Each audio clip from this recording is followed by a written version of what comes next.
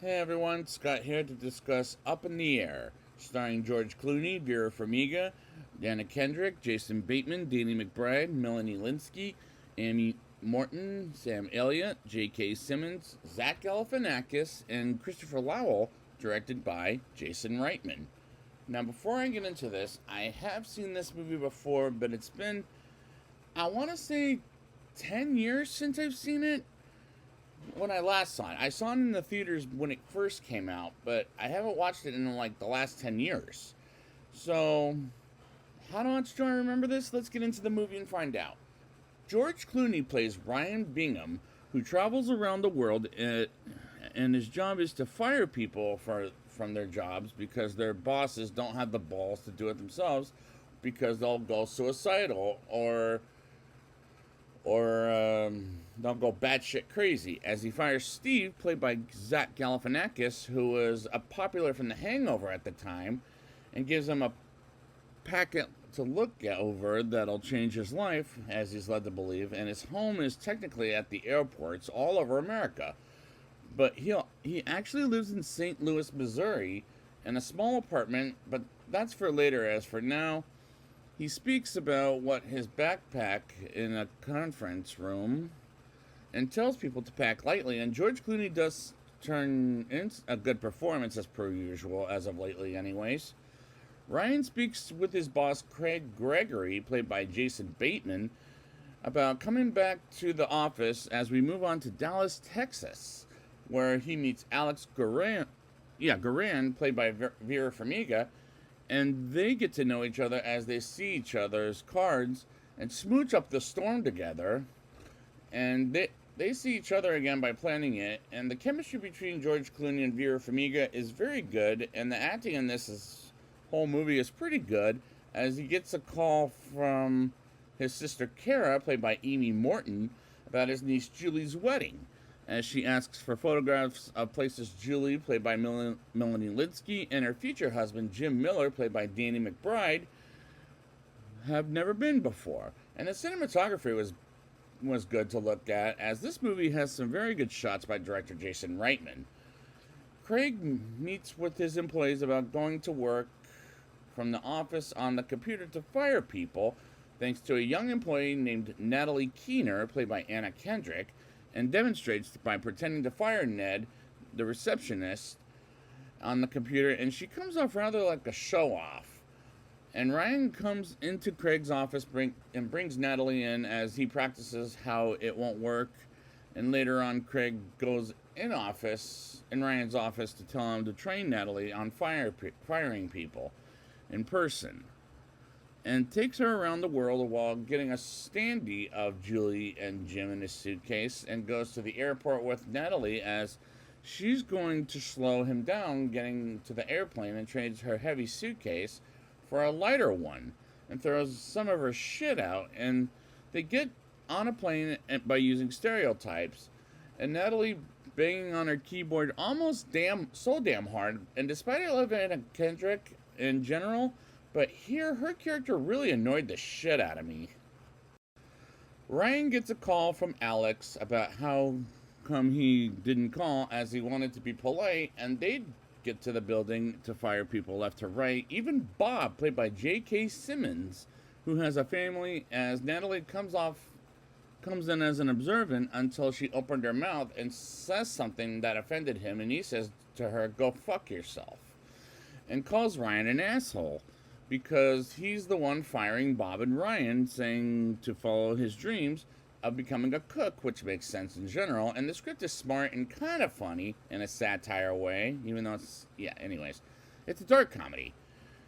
And Ryan checks in a hotel while he has the promotion to get in, and an angry hotel guest doesn't want his promotion.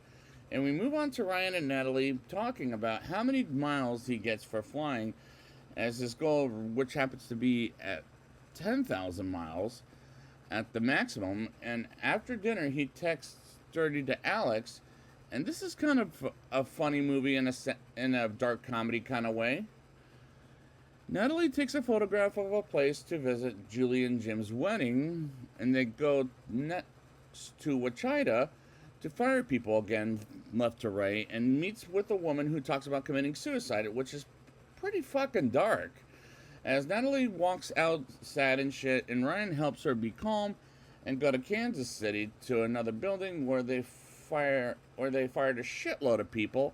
As Natalie shows people the packet, excuse me, while Ryan sees Alex in her hotel room and gets to Des Moines. I don't know if I'm saying that right. Please forgive me.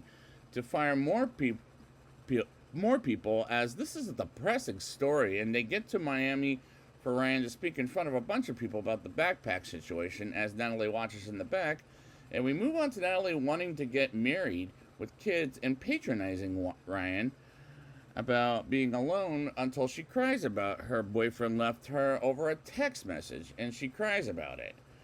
And Alex shows up and makes her feel better over a drink, and this scene was sort of sad in a way to not cry in public, but anyways, which makes sense, as this movie makes better sense than some of the bad movies I've been watching as of lately, as this is a good movie with good dialogue. They talk it over to make Natalie feel better about herself, and they crash some party with the DJ playing music in the background, like Bust a Move, for example. With Natalie meeting a guy named Dave, who asks who's Jennifer, which is a badge she grabbed and bullshits around with it. And she sings karaoke while Ryan and Alex have a good time with each other. And they go on a boat, which breaks down and gets back to their hotel and sleeps. The editing is tightly well put together, as I never felt the hour and 49 minutes this movie is as it works. Ryan and Natalie wake up and have breakfast while Alex had to leave early to get back to a meeting. And Ryan tries to take a photograph of Julie and Jim, but Natalie talks about Ryan getting together with Alex in the future, and she drops the standee near the water, and it goes in, and Ryan goes after it and dries it up with a dryer, and we move on to the next building with Craig on the computer, and Natalie fires a man over the computer, who cries over losing his job, while Craig watches in a private video chat, and she feels guilty about it and has 49 more people left, and she thinks about it while Ryan is on the phone with Craig, and they go back home, and it starts to lose me as far as being a great movie to being a good movie goes thus far. Ryan gets to Las Vegas and takes a photograph of Julie and Jim standee with Alex, and he invites her to the wedding, and she comes with him and bumps into Kara, aka Ryan's sister, while getting into a motel room, and goes to the wedding reception with Kara, Julie, and Jim, and hangs up the photographs on where to visit because they can't travel for what reason? They never explain, as Ryan and Jim get together and get to know each other at the bar, and the next day comes as Ryan and Alex break into Ryan's old school and gives Alex a tour until he gets a call from Kara about Jim's meltdown. And I like where this is going, as this movie works to this day. Ryan cheers up Julie because Jim has cold feet, and he goes to Jim as he thinks about his future, and he talks him out of the meltdown by cheering him up to try and talk him into getting married to Julie. And I like the montage of when they get married, as it was beautiful to watch, and the song choice wasn't as good as the song in Juno, which is another film directed by Jason Reitman that I reviewed before. As Ryan and Alex go to the airport and go their separate ways, and this was a nice romantic scene with Ryan and Alex. Ryan gets home to the office as Natalie's proposal has been a success, and he works from the office, and we move on to Ryan speaking in Vegas about how he flew all over America and brings up the backpack, that thing that he brings up as his presentations. And he stops and walks out and goes to Chicago to surprise Alex at her house. And as it turns out, she's married with kids, and Ryan just walks away and is depressed, and he goes back to the airport as Alex calls him asking, "What the fuck do you want?" And he didn't know she was married, as he doesn't have an answer. And she says if he wanted to see her again, they'd call her while he's on the way home. and has reached 10 million miles, or 1,000, or something. I forget what the hell happened there. And meets the captain of the plane, Maynard Finch, played by Sam Elliott, as he gives Ryan a metal card to fly with them in the future, and they appreciate his patronage. And Ryan gets back to his office and gives his mile away while Craig knocks on his door and talks to him about the lady who talked about committing suicide earlier in the film actually did it, as Natalie quits over a fucking text message, and the company goes back to talking to the people they fire in person. And we move on to San Francisco with Natalie getting an interview there for a job, as she brought up earlier in the film. And Ryan gives the interviewer a letter of recommendations for Natalie as the new company, and we get an interview with the people that are fired as Ryan lets go of his luggage, and the climax was just a downer. But don't get me wrong, I like the movie, but how much? Let's talk about it. I'll give this movie a 7.5 out of 10.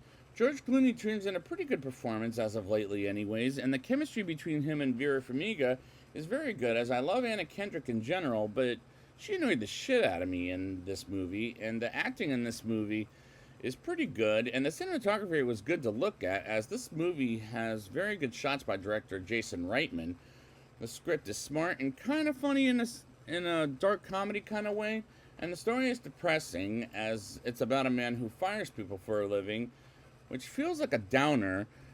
But this is a good movie with a good dialogue, and the editing was tightly well put together, as I never felt the hour and 49 minutes that this movie is, as it works. The end of the movie felt like a downer, and after the first hour of the movie starts to lose me as far as being a great movie to a good movie goes, as this is a good movie, and it is a recommendation for this movie, as I like where this is going, as this movie works to this day, but at the end of the day, the ending is kind of a downer, but I still like the movie for what it is. So I'd like to thank you guys for joining me for this review, and until, I don't know, whenever, have a good day, guys.